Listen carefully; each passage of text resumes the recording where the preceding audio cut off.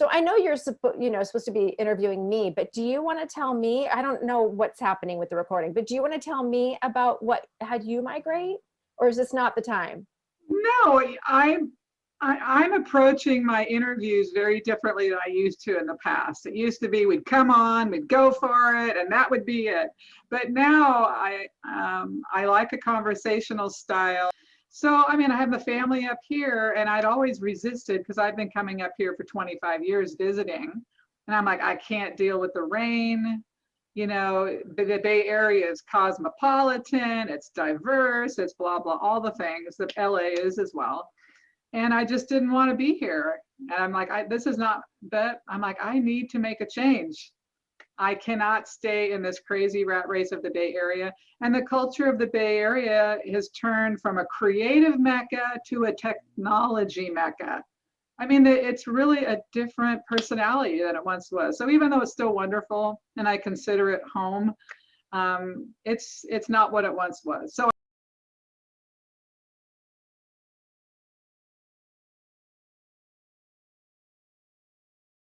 Um, I'm writing a book called Falling in Love with Your Shadows. mm-hmm. Not just tolerating them, not just putting up with them, but falling in love with them. And I've been writing this book for a bunch of years because it felt like my calling. Like my calling was, I promised the powers that be that if I was able to have a breakthrough in a particular area, that I would spend my life sharing it with other people. And I had a breakthrough of massive proportions that feels like it's my mission. It's my personal mission. And it's not a unique concept, but it's unique because of the way it happened through me and the way I want to provide, that inspiration to others. So I've got these two books going. One is the self-help version because I feel like that will get out faster. When I'm writing the memoir version, it's so naked and so personal and so scary that I want to take time to mold that version, and I want to take time to be gentle and merciful with that version and to love myself through the process of that version, and then provide that for people to walk through my pain and my nakedness and map themselves onto it, because I learn better from someone else's experience than just from being self-helped. So, did you read the book, The Glass Castle? Mm-hmm. Okay. Did you read the book, Educated? No. Okay. Okay. These two books are memoirs about women who have had it pretty tough. Okay. And it's naked. And I appreciate The Glass Castle. I appreciate so much because she tells her story so neutrally that she doesn't say, feel sorry for me, because you don't need her to tell you to feel sorry for her. You just do. You just can't believe what this lady lives through. And Educated, she doesn't need you to tell you to feel sorry for her. You're just like, oh my God, how did you live through this? So I'm trying to map myself onto those books because, we all have our hard times and whatever. Like, my hard time will make you go, oh, poor little. And your hard time will make me say, oh, poor little. Like, we all have hard times. And yes, you hear other people's hard times are so much worse and other people seem so much better. But something my mom always used to say to me is, everyone has their own quart of pain. Like, relative to your life, your quart is as full as someone else's quart. Your tolerance is as full as someone else's tolerance. Like, everyone's different. Like, how can we say? And that reminds me, since my mouth is just going and I had a really strong matcha tea this morning. Okay, that reminds me, there were these monks that Tibetan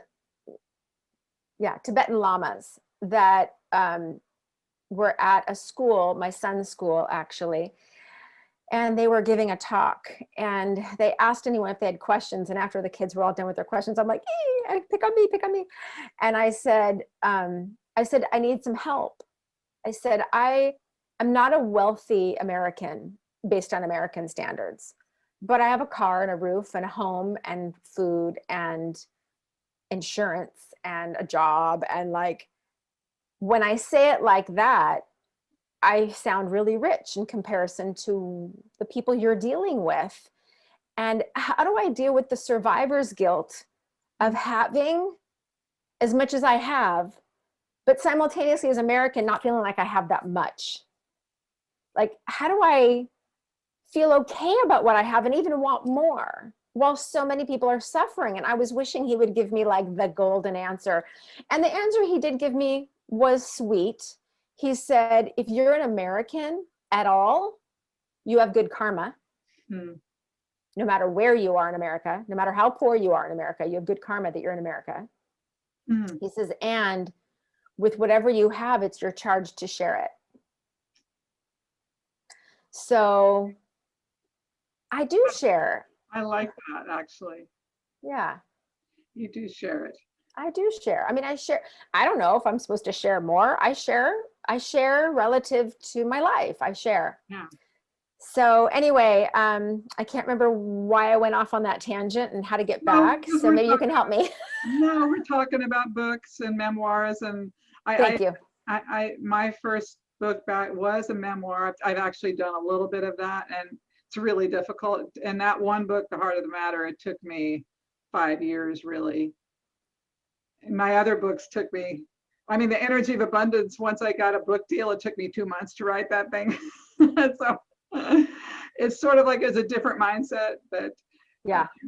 anyhow, But you, this book is much more just me being irreverent, and I am that way live and in person. So, but I know I hear everything you're saying about the nakedness, and there's value in that. And so as you and I are being really naked with each other, I know people eat this shit up. They love it.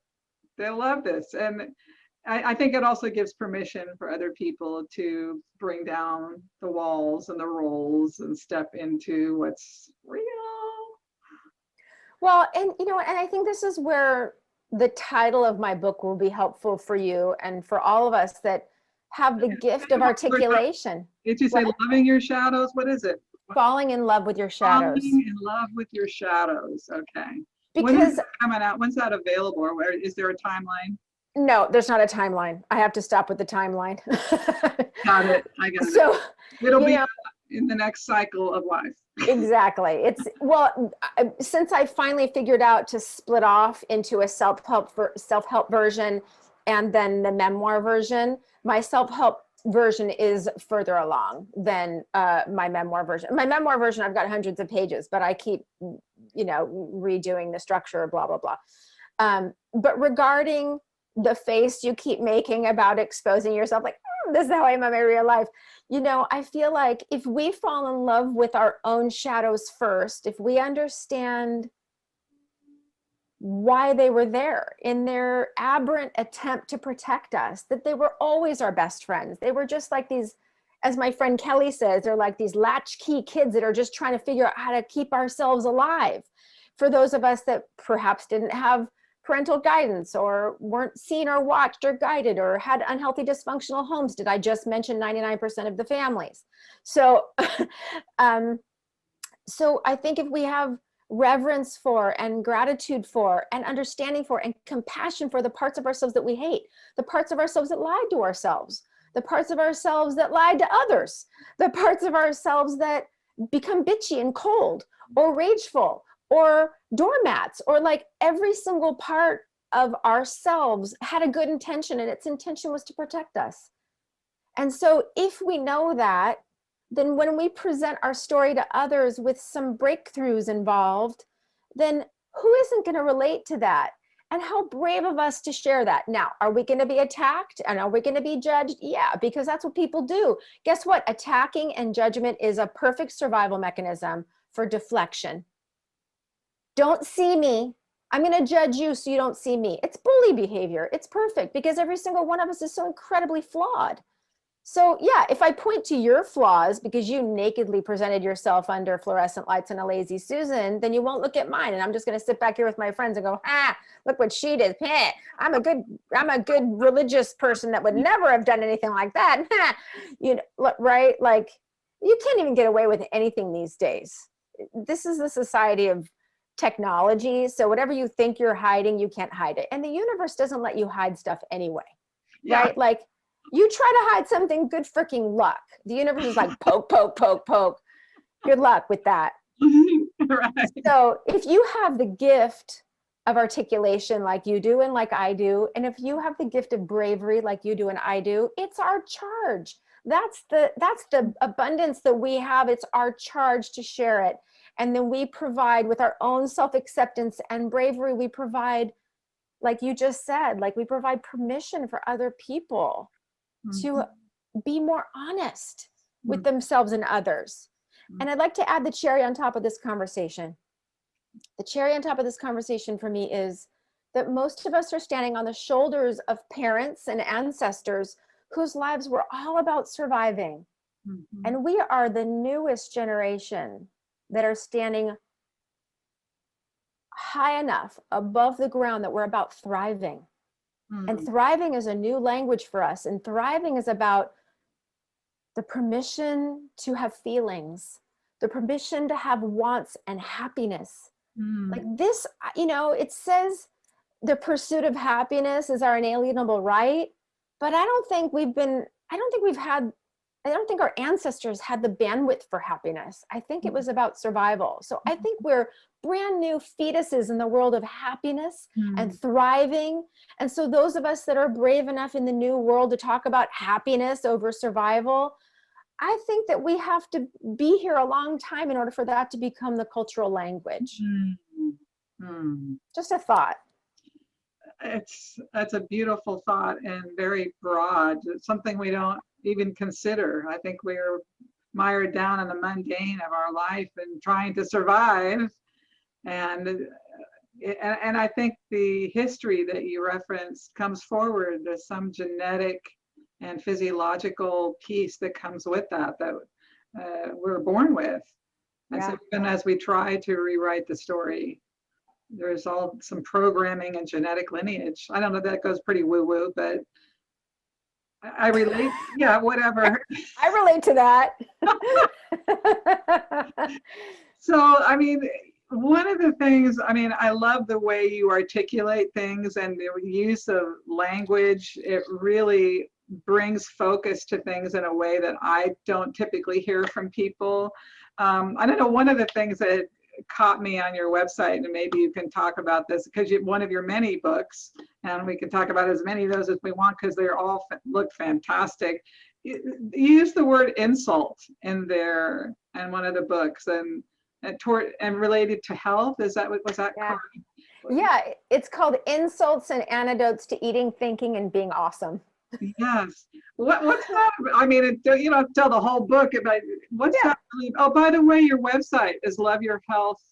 Love Your Way to Health. Love Your Way to Health. And see, that even of itself, because most people view their health as like, oh, I have to deprive myself or I have to punish my body and through exercise. They don't see it as a giving to yourself or something that is a loving thing. And that's fantastic. So loveyourwaytohealth.com. So that particular book, what's the premise and what do we get when we read that book? Okay, so Insults and Antidotes to Eating, Thinking, and Being Awesome. That title came when I was invited by you to speak at the event in San Francisco. That's where that title for that book came. I think it came right around that time. Basically, it's like, what behaviors, thoughts, and foods are insulting to our body? Like, what is harmful? What takes from you? What subtracts from your health? And then antidotes would be, okay, most of us are at a low set point of how we treat ourselves because, again, through our ancestry, we're kind of just doing what other people did. And we're all trying to level up our behavior, level up our food, level up our lives, which I know you're smiling because you remember that from our first talk. I use that to this day, that phrase. I'm so glad. Yeah, my sister has 2 children with a total of 15 special needs between the 2 of them. 15.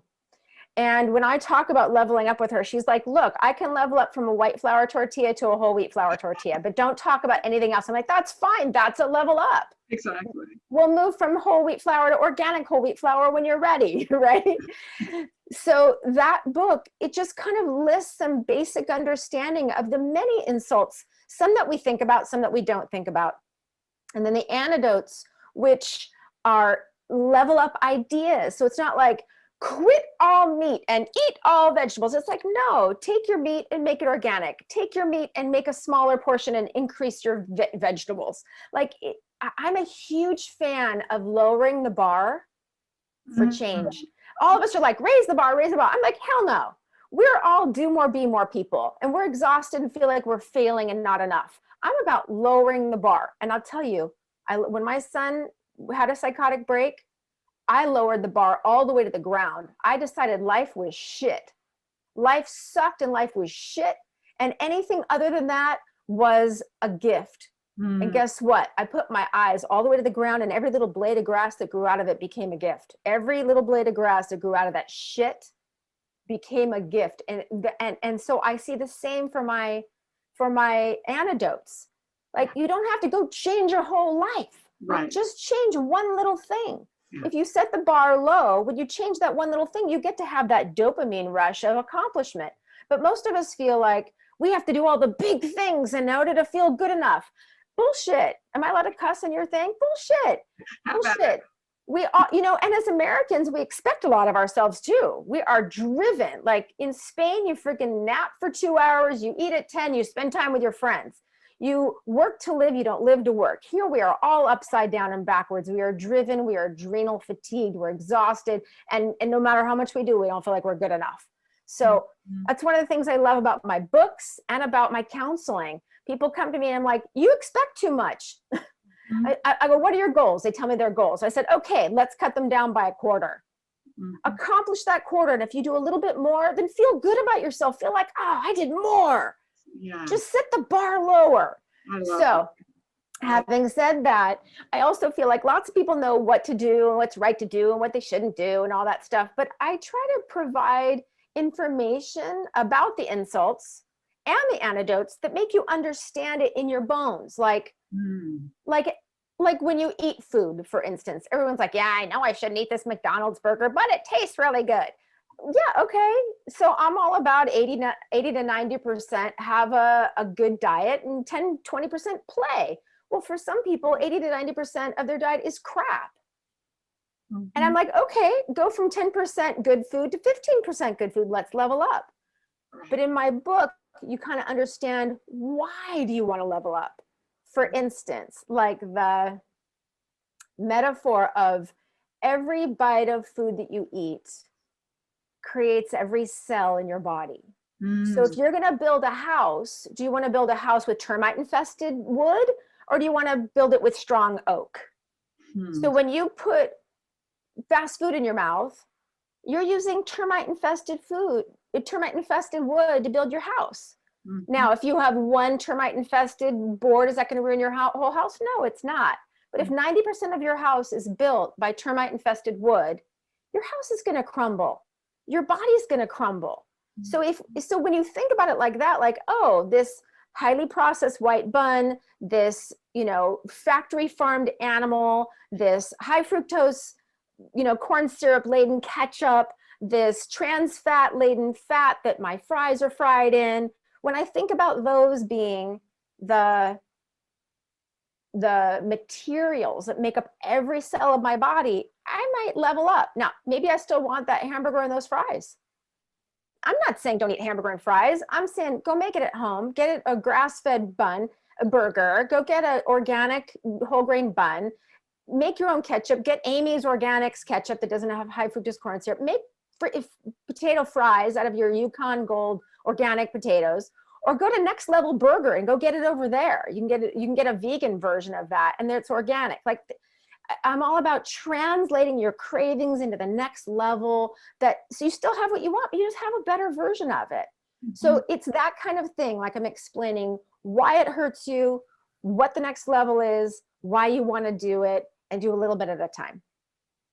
I love that. I love that. And I so agree that we're this culture of do more, be more, and it's never enough, and achievement versus allowing and just being in life. and running the risk of sounding political, which I'm not, but I think that we are every day being influenced on purpose to buy certain things like meat, And I don't have to, I'm happen to be vegetarian, not because I'm anti-meat. It's just vegetables work for my body. That's it. I've liked salad since I was 12. Just don't sue me. But I do see there's a constant pressure to eat meat. And I find it annoying. And I happen to like cows a lot. So anyhow, I mean, is that part of it, the culturalized mentality to do more, be more, eat more meat? Or you don't have to comment if you don't want to go there, but I'm just curious what you think about that. You know, it's an interesting concept. So yeah, I feel like there's definitely a way in which certain types of foods are subsidized to be cheap. Yeah. And I'm not going to speak too much to the political nature. Let's just say that if it's inexpensive, there's a profit. If it's inexpensive for us to buy, it's because usually there's a profit. It's easy. Also, I think there's something very interesting about something I learned in my school at Institute for Integrative Nutrition I went to in New York. And he used to talk about how depending on what kind of animal you eat, you start to resemble the animal, because after all, you become what you eat. So you start to resemble the animal that you eat. So there's certain people who have beadier eyes and larger faces and bodies, and guess what they eat most of? Cow. You see some people who are super thin and kind of A-type and kind of fidgety.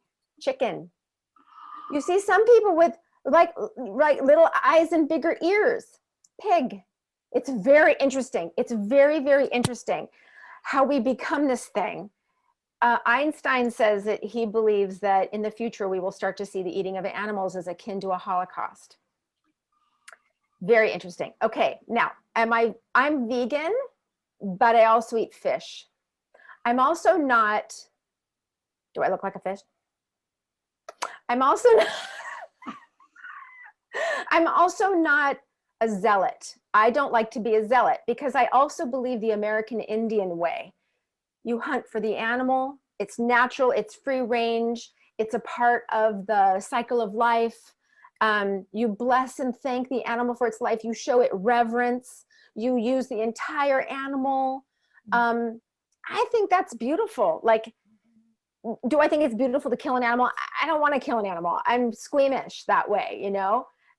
But even plants have consciousness, I believe. I was reading a book about how they put lie detector sensors on these plants, and then they actually measured the reaction of the plant based upon the intention of the approaching human.